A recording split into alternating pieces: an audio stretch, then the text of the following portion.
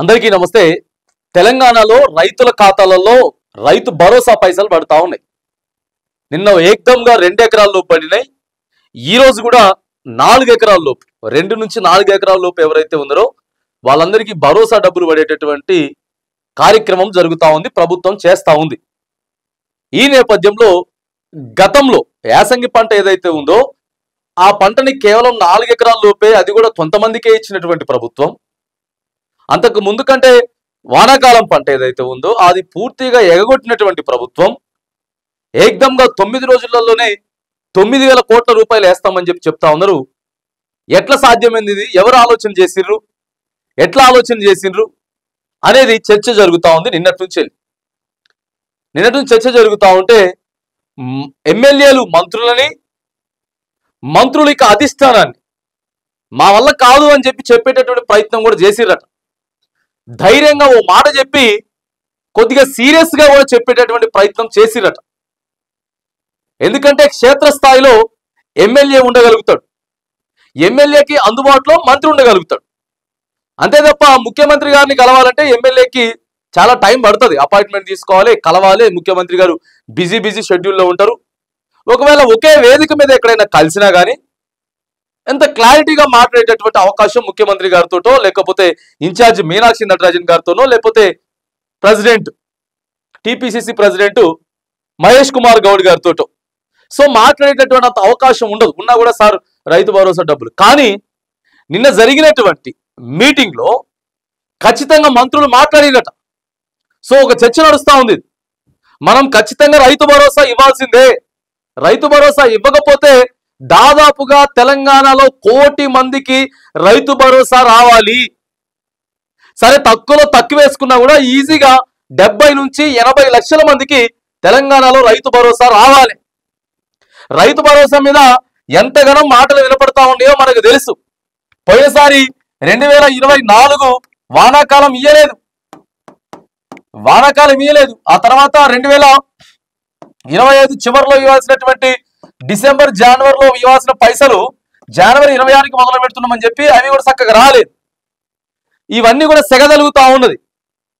ఎమ్మెల్యేలు ఊళ్ళలోకి వెళ్తే ఏ కార్యక్రమానికి వెళ్ళినా కూడా సార్ మా పెన్షన్ ఏమైపోయింది, పెంచిన పెన్షన్ ఇస్తామని చెప్పారు కదా, పెన్షన్ ఏమైంది? తర్వాత వచ్చేసేసి మరి 2,500 ఇస్తారని చెప్పారు కదా సార్, ఏమైంది? రేషన్ కార్డులు ఏమైనాయి? ఇందిరమ్మ ఇండ్లు ఏమైనాయి? ఇట్లా అడుగుతా ఉంటారు. ఇట్లా నెల గడిచిపోయే కొద్దీ ప్రెజర్ ఎక్కువైతా ఉంది ఎమ్మెల్యేలకి. సార్ టైం అయిపోయింది, సంవత్సరం లోపు అని చెప్పారు కదా అని చెప్పేసి అడుగుతా అంటే ఇట్లయితే కాదు, మనమే ఓ డేర్ చేసి అడగాలి. ఎందుకంటే మనం నియోజకవర్గంలో కీలకంగా ఉన్నాం. మన వంశపారపర్యంగా చాలా మంది ఉన్నారు ఎమ్మెల్యేలు. వాళ్ళ తాతలు, బాబాయిలు, పెదనాన్నలు, అన్నలు ఎవరో ఎమ్మెల్యేలు చేసిన వాళ్ళు ఉన్నారు. ఎప్పటి నుంచో నియోజకవర్గంలో మనం ఉన్నాం. సొంత నియోజకవర్గం, సొంత ప్రజలు ఇక్కడ ఇబ్బంది పడతా ఉన్నారు.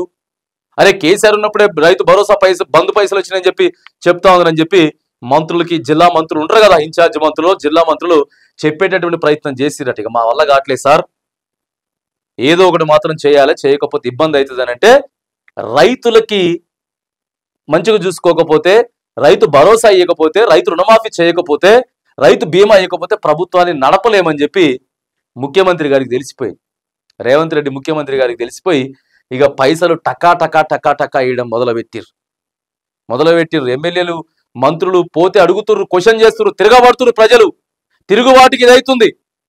నెల టైం గడిచే కొద్దీ ఏమైందని చెప్పేసి రాజీవ్ యువ వికాసం జూన్ 2వ తారీఖు అని చెప్పారు కదా, అది కూడా కొద్దిగా అనర్హులకు వచ్చినాయి, కొద్దిగా లోపాలు జరిగినాయి అని చెప్పేసి ఆపారు కదా, అది కూడా ఇప్పుడు అడుగుతుర్రు. నిరుద్యోగులు అంతా కూడా అడుగుతుర్రు. ఏ కార్యక్రమానికి పోయినా కూడా ఎమ్మెల్యే ఖచ్చితంగా పోవాల్సిందే. ఒకవేళ మంత్రి ఏదైనా పని ఉందని తప్పించుకున్నా ఖచ్చితంగా ఎమ్మెల్యే పోవాలి. ఎమ్మెల్యే పోకపోతే ఆ నియోజకవర్గాల కార్యక్రమానికి పోతే అక్కడ కార్యకర్తలు హట్ అవుతారు. కార్యకర్తలు హట్ అయితే తద్వారాగా అట్లా ఒకదానికొకటి యాడ్ అయితే ఓట్లే బీక్తాయి, ఓట్లే పోతాయి లేకుండా. కాబట్టి పోతా ఉంటే సెగ తగులుతా ఉందని చెప్పి సార్ ఎట్లయింది సార్, ఇప్పుడు అదే ఎఫెక్ట్, మా వల్ల కావట్లేదు సార్, మేము తిరగలేకపోతా ఉన్నాం.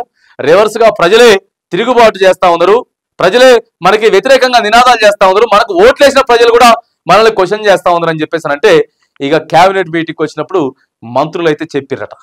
సమాచారం అందుతా ఉంది, సార్ ఖచ్చితంగా ఇయ్యాలి రైతు భరోసా, ఒకదాని తర్వాత ఒకటి పథకాలు ఇవ్వకపోతే మాత్రానికి మనల్ని క్వశ్చన్ చేస్తారు.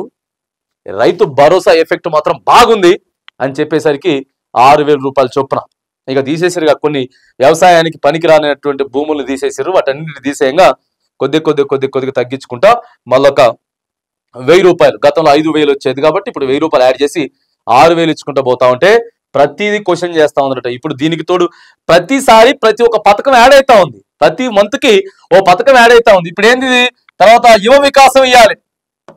యువ వికాసం అయిపోయింది. ఇప్పుడు యువ వికాసం అడుగుతా ఉంటారు. రేషన్ కార్డులు రానోళ్ళు చాలా మంది ఉన్నారు. ఇందిరమ్మ ఇండ్లు రానోళ్ళు చాలా మంది ఉన్నారు. ఇక 2,500 అయితే ఎవరికి రాలేదు. ఇంకా పెన్షన్లు పెరగలేదు. వీటన్నిటి మీద క్వశ్చన్లు వేస్తా ఉన్నారు. సార్ కనీసం రైతు భరోసా అయినా వేసాను సరే మిగతా చెప్పుకుందాం అని చెప్పేసి డేరుగా ధైర్యంగా ఇవాళ మంత్రులు కూడా మాట్లాడడం మొదలుపెట్టిరు. ఎమ్మెల్యేలు కూడా మాట్లాడడం మొదలుపెట్టిరు. లేకపోతే పని అయ్యేటట్టు లేదు సార్. క్షేత్రస్థాయిలో ఉన్నటువంటి నలుగురు సూపర్ సార్ అంత బాగానే ఉంది సార్ అంటే ఏముంటది? లాస్ట్కి బీఆర్ఎస్ పని ఎట్లయిందో గట్లయితుంది. కాబట్టి ధైర్యంగా ముందుకు చెప్పేటటువంటి ప్రయత్నం మా వల్ల కావట్లేదని చెప్పి మంత్రులు ఎమ్మెల్యేలు అధిష్టానానికి మాత్రం చెప్తుర్రట.